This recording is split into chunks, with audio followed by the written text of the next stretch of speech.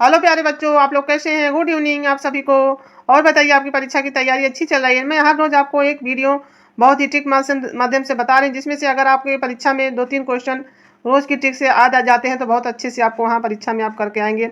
मेरी आगे की जितनी भी वीडियो पढ़ी हुई हैं, चाहे थ्योरी की क्लास हुआ जो मैंने पढ़ाया हुआ है, यूथ कंपटीशन का, उसमें भी मैंने ट्रिक के माध्यम से बहुत चीज़ों को बताया। बाकी जो अगले मैडम ने आपको क्लास ली है, उन्होंने भी थ्योरी ने इतने ज़्यादा कई बार उसको रिवीजन किया है कि आपको बहुत ही अच्छे से याद होगा। ठीक है, तो मैं आप पहला प्रश्न देखिए। आधुनिक विज्ञापन के जनक के रूप में जाने जाते हैं, कौन जाने जाते हैं? ये पहला प्रश्न आपका है, डेविड ओगली जाने जाते हैं। दूसरा प्रश्न आपका, हमजा नामा के मूल चित्र चित्रित किए गए हैं, किस पे किए गए हैं? कपड़े पे। जब यहाँ पे दो ऑप्शन रहेंगे, कपड़ा रहेगा, कागज रहेगा और वसली रहेगा, और कोई एक ऑप्शन और रहेगा या धातु रहेगा, कोई एक 4 ऑप्शन रहेगा, तो आप कपड़े पे लगाएंगे, क्योंकि हमजा नामा इतनी बड़ी रचना थी, उन्होंने कई लोगों ने इसको मिलकर बनाया। वो जो है कपड़े पे होगी, कागज़ पर तो नहीं होगी, इसीलिए। और पुराने ज़माने में स्त्रियाँ जब रुमाल उमाल वगैरह बनाती थी तो कपड़े पे ही बनाती थी। तो मूल चित्र जो याद कर रखिएगा आप, कपड़े पे ही रखिएगा। ठीक है। अब तीसरा प्रश्न देखिए, तीसरा वाला है, फ्रांस हॉल डच चित्रकार किस तरह के चित्र के लिए प्रसिद्ध है? तो यह किस तरह के चित्र के लिए प्रसिद्ध है? व्यक्ति की चित्र के लिए प्रसिद्ध है।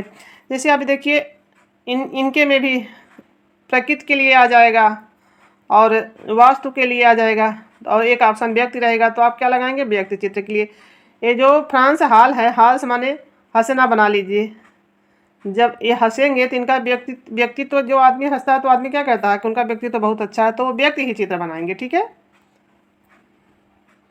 अब देखिए, चौथा प्रश्न आपका है, इसमें नंबरिंग नहीं पड़ी हुई, बाकी मैं नंबर डाल डाल के आपको बता रही हूँ।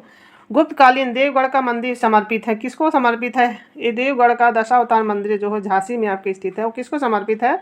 तो भगवान विष्णु को समर्पित है। और देवगढ़ का मंदिर किस शताब्दी में बना हुआ है? 6ठी शताब्दी में। 6 गिनती कितनी है इसमें?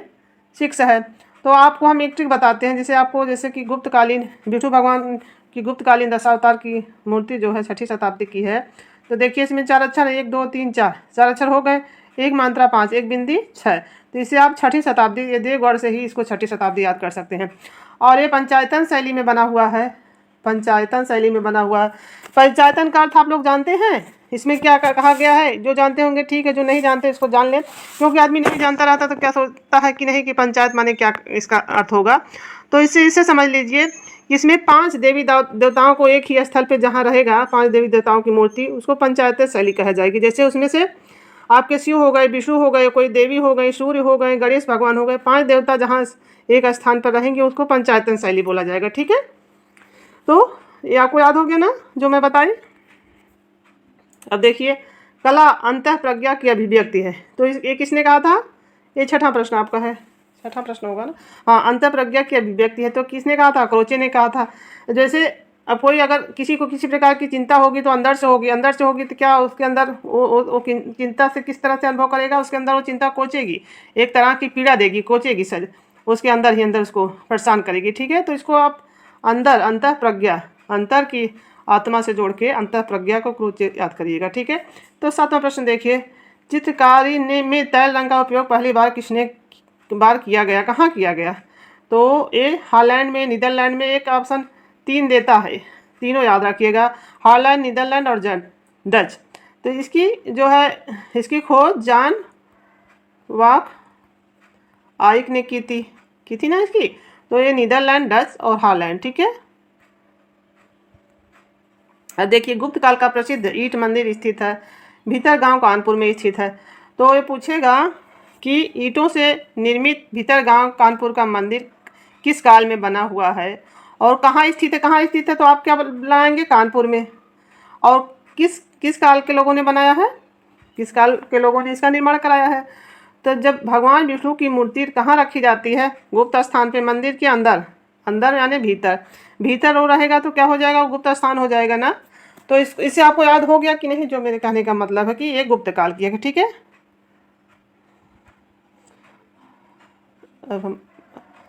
अब देखिए 7वां प्रश्न देखते हैं, प्रसिद्ध चित्रकार मानकू भारतीय चित्रकला के किस शैली से हैं? कांगड़ा शैली से हैं।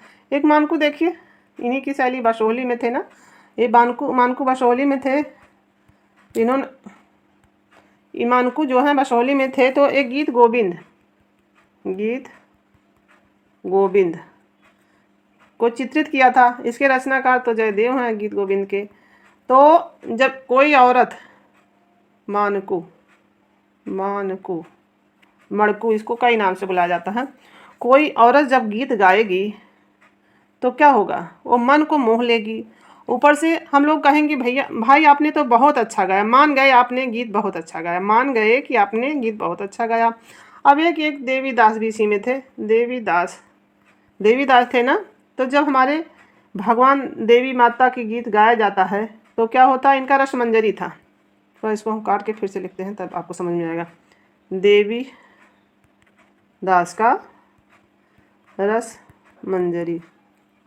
जब हमारी देवी गीत गाया जाता है तो हमारे मन में एक अच्छी सी भावना, रस मंजर होता है, रस का एक पूरा मंजर उमड़ पड़ता है। तो देवीदास का रसमंजरी। ठीक है बच्चों, तो बाकी इसका आंसर तो आपका कांगड़ा है।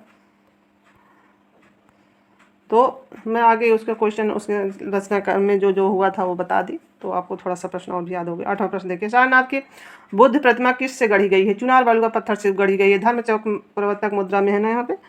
अब देखिए, सनराइज इंप्रेशन, सूर्य उदय का प्रभाव के चित्रकार कौन है? 9वां प्रश्न आपका है। तो क्लोद मोने हैं। यहाँ भाई एक आ जाएंगे आपके, माने भी रहेंगे इसमें, प्रभावाद में एक मोने रहेंगे। तो ये दोनों जब आ जाते हैं तो एडवर्ड माने और क्लोद मोने में कैसे आप समझें इसको। जैसे जब सूर्य का उदय होगा तो मेरे मन में, माने के मन में नहीं, मान गए नहीं जानेंगे, मेरे यहाँ पे वहाँ पे एक ही मात्रा लगा है मोने में ना। तो मेरे मन में एक इम्प्रेशन, जैसे इम्प्रेशन नहीं होता है कि एक अंदर से एक उत्साह की भावना जगती है जब सूर्य का उदय है मेरे मन में। तो इससे आप बहुत अच्छे से आपको याद हो जाएगा, माने नहीं लगाएंगे तब, मेरे जहाँ याद रखेंगे। ठीक है। अभी आपका 10वां प्रश्न है, रेखा में रंग की शक्ति होती है, किसने कहा था? पाल गोगवा ने कहा था। ये गोगवा को आप, गोगा जो हैं, पाल गोगवा जो हैं गूंगे हैं भैया, गूंगे हैं बच्चों। तो ये रेखा और रंग की शक्ति तो देख सकते हैं, इनको दिखाई तो दे रहा है ना, आँख इनकी सही हुआ है, आँखें इनकी सही है, ये रेखा रंग को देख रहे हैं, लेकिन जो है ये गूंगे हैं, बोल नहीं सकते हैं, तो ये गोगवा हो गए। अब देखिए आपका 11 प्रश्न देखिए, प्रसिद्ध चित्र थ्री वुमेन चित्रित है कि किसने किया था? तो अमृता शेरगिल ने किया था।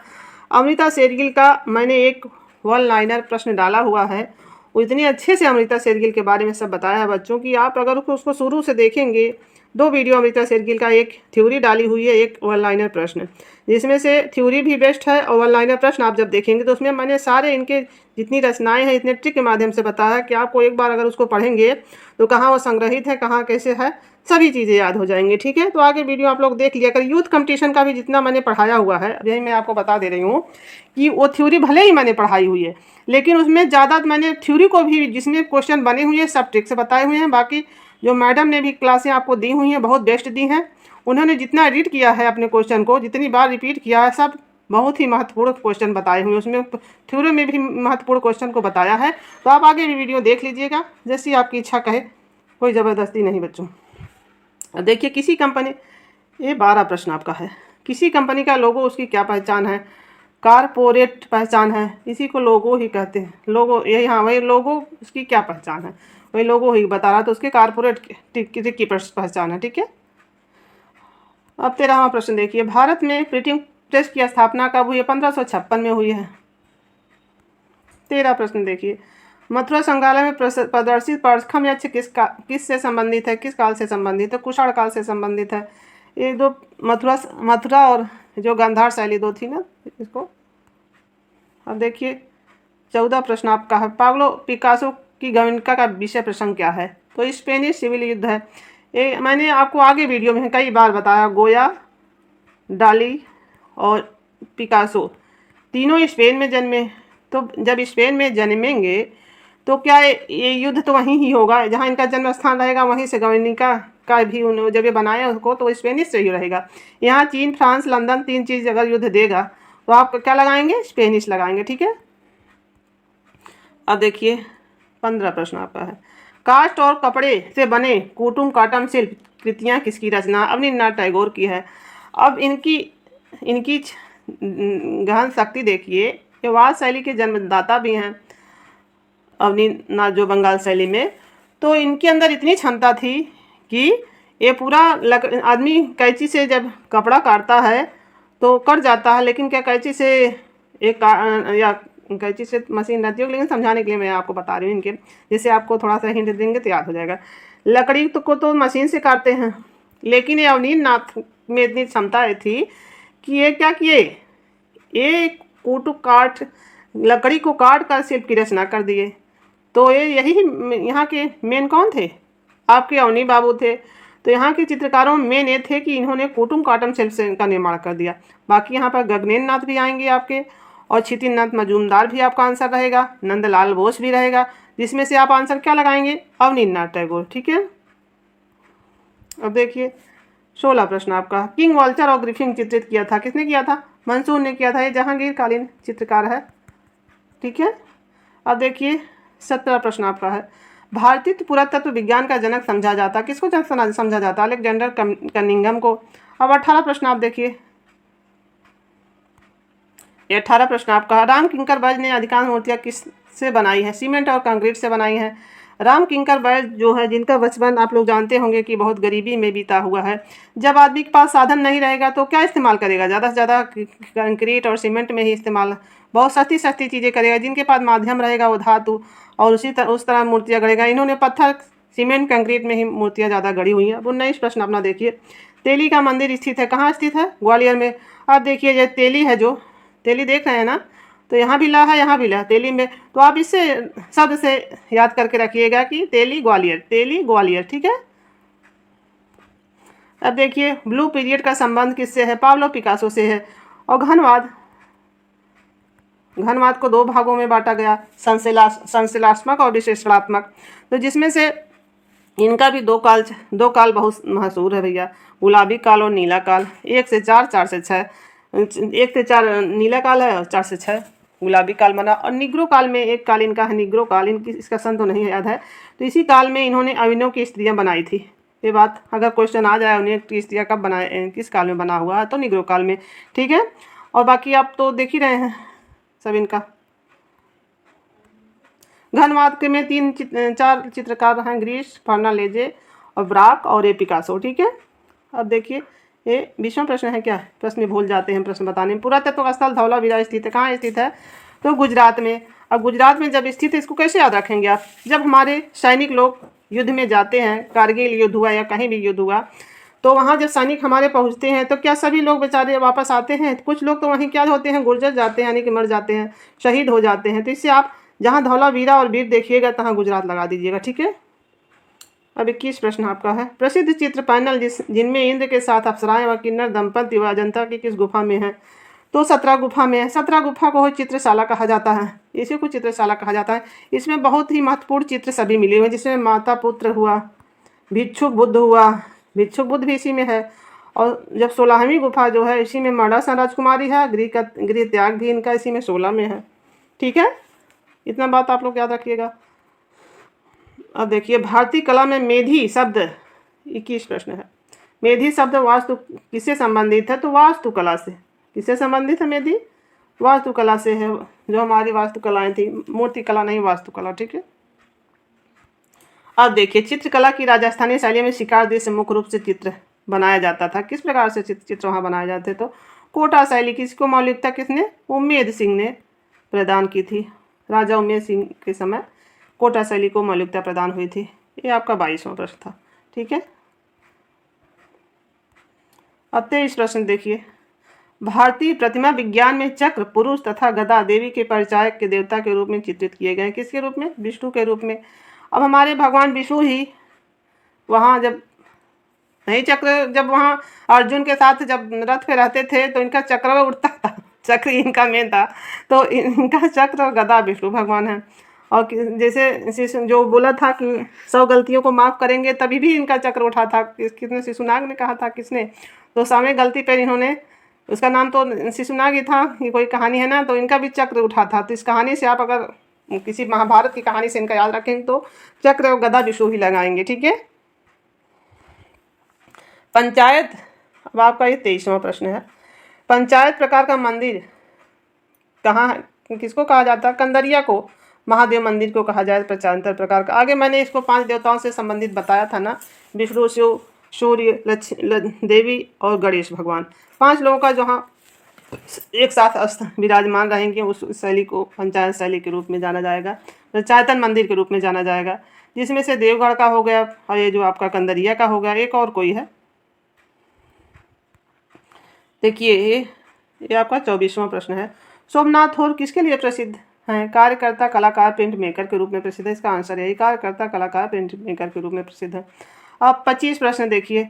सादृश्य रंग क्या है? पीला और नारंगी। इस सादृश्य का मतलब इसमें यह है कि एक प्रकार से दिखने वाले रंग, एक ही तरह दिखता, एक ही जिसकी हो, जैसे जिसमें इसमें लाल तो नहीं, हरा है, इसमें अलग हो जाएगा, लाल भी अलग, और पीला नारंगी लगभग मिलते जुलते रंग, उसी तरह से इसको सादृश्य बोला है। अभी आपका 26 प्रश्न हो गया। विधुर पंडित जातक पेंटिंग अजंता की किस गुफा से संबंधित है? अजंता की किस गुफा से? 2 नंबर की गुफा है ना, इससे संबंधित है। तो अब जैसे इसमें अजंता में इतना ज़्यादा चित्र मिलता है कि 1 नंबर में है कि 2 नंबर में कि 17 नंबर में है, वैसे 6 ही गुफा में वहाँ चित्र मिलते हैं, लेकिन उसमें भी बहुत ज़्यादा चित्र हैं उन संबंधित हैं। तो 2 को आप ऐसे याद रखिएगा। जब लड़की की शादी में पंडित मंत्र पढ़ता है तो बोलता है जोड़े को बुलाया जाए। जोड़े में कौन रहेंगे? पति पत्नी रहेंगे। ये आपको ध्यान रखेंगे ना आप लोग कि जोड़े में कौन रहेगा? 2 लोग रहेंगे, पति और पत्नी, और पंडित रहेगा एक, विधुर पंडित, और जोड़े रहेंगे 2। इनको याद मत रखिएगा, केवल यही याद रखिएगा 2 लोग जोड़े में रहेंगे, ठीक है। एक चीज़ और मैं आपको बताना भूल गई, इसको भी बता देती हूँ। पंचायतन शैली कैसे याद रखेंगे? कहाँ चला गया वाला प्रश्न? हाँ, पंचायतन शैली। अब देखिए विष्णु भगवान के मंदिर को मत याद रखिएगा, ये महादेव मंदिर में एक चीज़ बता रहे हैं आपको, पंचायतन शैली क्यों इसको बताया गया है। एक तो देवगढ़ का जो है वो तो विष्णु को समर्पित हो, लेकिन इनका बता देते हैं कि पंचायत शैली अगर शिव जी का आ गया तो जब यहाँ सब लोग गांव में आजकल वो नहीं चलता है क्या, सब लोग करा रहे हैं शिव चालीसा, क्या करवा रहे हैं वो, उसमें जब गांव में जो शिव चालीसा हो रही है, जो बना रहे हैं सब लोग कह रहे हैं, तो उसमें जब भीड़ जुट रही, तो किस प्रकार से जुट रही है? तो पंचायत, गाँव में पंचायत होती है ना, तो वहाँ जो शिव चर्चा, हाँ अभी याद आ गया, क्या उनको मैं मुँह में नहीं आ रहा था, शिव चर्चाएँ चल रही हैं, तो वहाँ पे पंचायत, गांव में एक पंचायत से जुड़ जा रही है। तो ये आपको पंचायत शैली जहाँ कंदरिया महादेव शिव भगवान का देखेंगे, बाकी ये वाला देखेंगे महादेव वाला, तो वहाँ पंचायतन लगा दीजिएगा जहाँ महादेव वाला रहेगा, ठीक है बच्चों। और वैसे विष्णु भगवान के भी जो दोनों का है पंचायत शैली में ना, आगे आप लोग देखे थे कि देवगढ़ वाले में भी था। तो अक्सर तो जहाँ भगवान की कथा उथा बासी जा रही है, चाहे भगवान हुए विष्णु हुए, वहाँ पंचायत लगी जा रहा है, ठीक है। तो आपको शायद मेरे बताए हुए ट्रिक पसंद आए होंगे। अगर बच्चों आपको मेरे बताए हुए ट्रिक पसंद आ रहे हैं, मेरे बताए हुए तरीका समझ आ रहा है, आप थोड़ा अपना भी विचार हमको दे दिया करिए कि हाँ मैम आप अच्छा पढ़ा रही हैं, तो मुझे भी बहुत मोटिवेशन मिलेगा इसमें। बाकी आप लोग खुद समझदार हैं कि अगर जैसे ट्रिक बनाने में भी जैसे वैज्ञानिक लोग उसको सोचते हैं, विचारते हैं, तब कोई कार्य करते हैं, वैसे भी ट्रिक भी बनाने में थोड़ा दिमाग लगता है, उसको सोच समझ के ऐसा आपको बताते हैं कि शायद आपको भूले ना, या फिर कोई चीज़ गलत भी ना हो, इसी से बहुत सोच समझ के बोलना पड़ता है। तो आप लोग काफ़ी समझदार हैं, उसमें मैं आगे और क्या कह सकती हूँ। तो अब मैं वीडियो मेरा यहीं समाप्त होता। मेरे प्रश्न कैसे थे ये आप बताइएगा, कमेंट करिएगा। बाकी बच्चों कोई ज़्यादा कोई आपसे वो नहीं है कि मैं ज़बरदस्ती कर रही हूँ, बाकी आपकी इच्छा, ठीक है। धन्यवाद।